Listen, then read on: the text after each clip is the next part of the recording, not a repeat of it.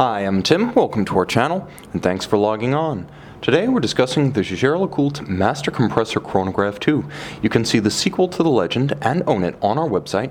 Subscribe to our YouTube channel if you enjoy these videos, and please click on the card in the upper right hand corner of the screen at any time during this video to see our full sales listing for this watch with additional accessories included in the sale, high resolution images for your desktop, and naturally complete pricing details for this Master Compressor Chronograph 2.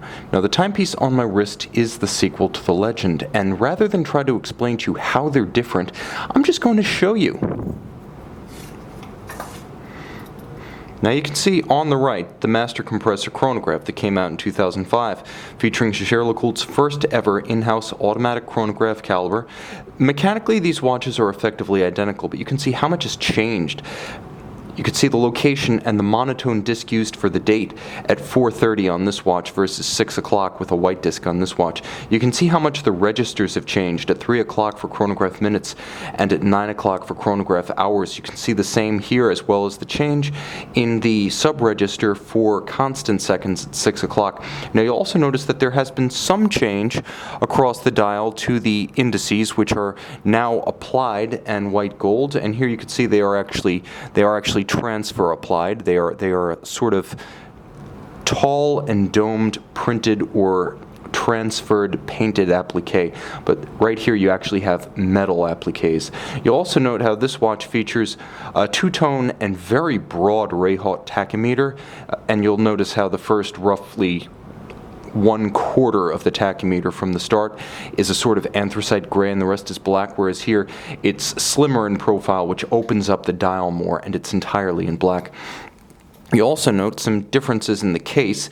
The newer watch featuring a combination of satin and polish, and the older watch entirely of high polish. There have also been dramatic changes in the profiling of the lug, the old watch having a heavier aesthetic, the new watch being more refined in line with the Master series introduced in the 2010s rather than the slightly more brutal Master case used during the 2000s. Finally, and we turn them over, you can see that the case backs have changed rather dramatically. Both still feature the rose gold master control disc, but the difference here, as you can see, is that the watch now features pull tab quick releases for the lugs, so you actually don't need a proprietary strap. Any strap with the proper spacing will fit. Simply pull the tab with your thumb, it retracts the lugs underneath, and you can swap straps here. Spring bars, the old standard. This watch in many ways not only refines the concept, but adds more functionality and flexibility for the owner. Now, the watch still features a full deployant clasp, and it is the same double deployant steel friction fit clasp on both. Okay, back to the fundamentals. Having described the difference, let's talk about the fit. The watch is compact. It wears well on my 16 centimeter circumference wrist, and the outright dimensions are 41.5 millimeters across the round of the case, a reasonable thickness of 13.5 millimeters, with a conical bezel that will allow it to slip underneath the dress cuff, so it can be worn with formal attire. It's not excessively girthy across the wrist either, as it's 49.6 millimeters across the wrist. I like to keep the watch just under 50 millimeters for a smaller wrist. That is a wrist, let's say 17 centimeters in circumference and smaller. I believe that because this watch does have tidy lugs, especially in comparison to its predecessor, you could wear this watch comfortably with good proportion and security on a wrist as small as 14 centimeters in circumference.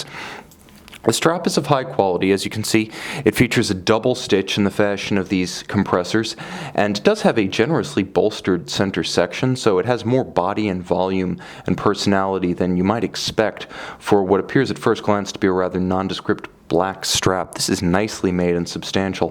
One of the better straps that you'll see on Jaeger-LeCoultre watches. On the other side, it is, well, another skin, quite literally. Calfskin on the bottom, rectangular scale alligator on the top.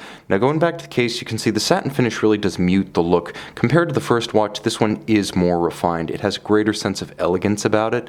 The 2000s were the era of high polish and oversized cases, and so the original Master Compressor Chronograph was one of the best products of its era.